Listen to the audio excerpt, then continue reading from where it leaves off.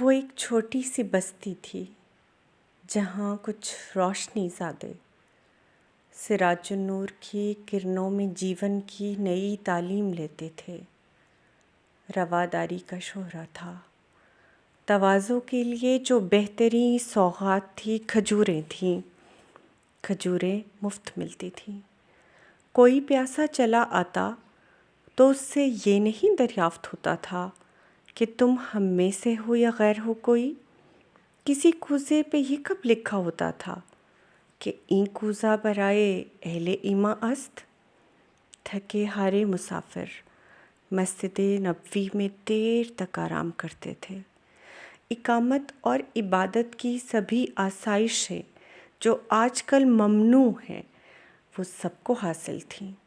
خدا کا گھر تھا اور بندوں کو اپنا گھر ہی لگتا تھا۔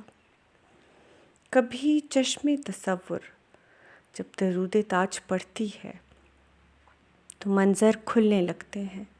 سنہری روشنی کرتے ملائم نرم لہجوں میں سخی آقا کے در پر حاضری کرتے کئی چہرے۔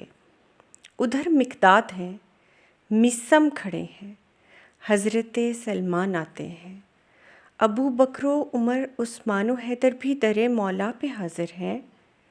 عشاء کا وقت ہے اور حبش کا خوشبو بھرا لہجہ اذاں آغاز کرتا ہے۔ صفیں ترتیب پاتی ہیں۔ کسی کو کچھ پریشانی نہ گھر جانے کی جلدی ہے۔ خدایا کیسی رحمت تھی، خدایا کیسی رحمت ہے۔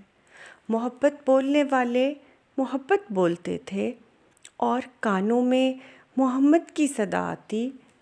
محبت اور محمد ایک ہی تو ہیں۔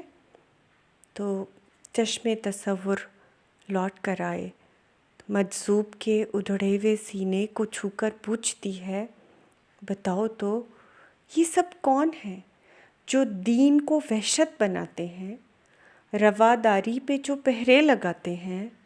بھلا یہ کون ہیں جن کو محبت کا معنی نہیں آتا؟ میں روتا ہوں کہ رونے کے سوا چارہ نہیں کوئی۔ بھلا ایک نظم میں ان 14 صدیوں کی محبت کس طرح لاؤں؟ بھلا میں ایک شاعر، ایک مجنون ہنر برباد ان سوتے ہوں کو کیا جگہ پاؤں؟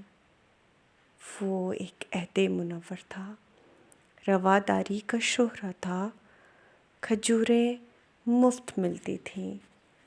وہ ایک چھوٹی سی بستی تھی، وہ ایک چھوٹی سی بستی تھی۔